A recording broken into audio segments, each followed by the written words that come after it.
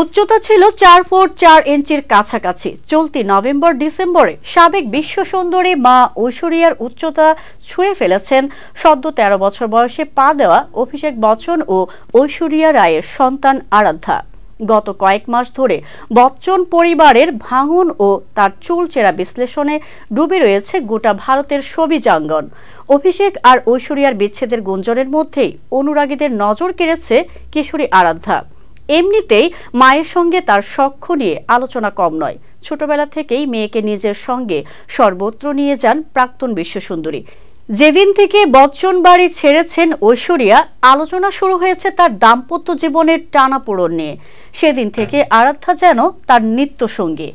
আম্বানি পরিবারের বিয়ে হোক বা প্যারিসের ফ্যাশন উইক, সর্বত্র আরাধ্যাকে দেখা গেছে মায়ের সঙ্গে। এমনকি সব জায়গায় কেন মেয়েকে নিয়ে যান তিনি? সাংবাদিকদের এমন প্রশ্নের মুখেও পড়তে হয়েছে ঐশ্বরিয়াকে। উত্তরে ঐশ্বরিয়া তার মেয়ের হাত ধরে বলেছিলেন, ও আমার মেয়ে, ও সব জায়গায় আমার সঙ্গে যাবে।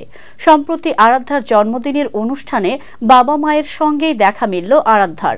এ ঘটনায় অভিষেক ঐশ্বরিয়ার বিচ্ছেদ জল্পনায় খানিকটা হলেও জল পড়ল। ২০০৭ সালে বিবাহ বন্ধনে আবদ্ধ হন অভিষেক ও ঐশ্বরিয়া। ২০১১ সালে তাদের ঘরে আসে আরাধ্যা। ভক্তরা মানছেন, মাত্র ১৩ বছর বয়সেই মায়ের সৌন্দর্য ও উচ্চতা দুটোই সমানতালে পেয়েছেন ঐশ্বরিয়া কন্যা।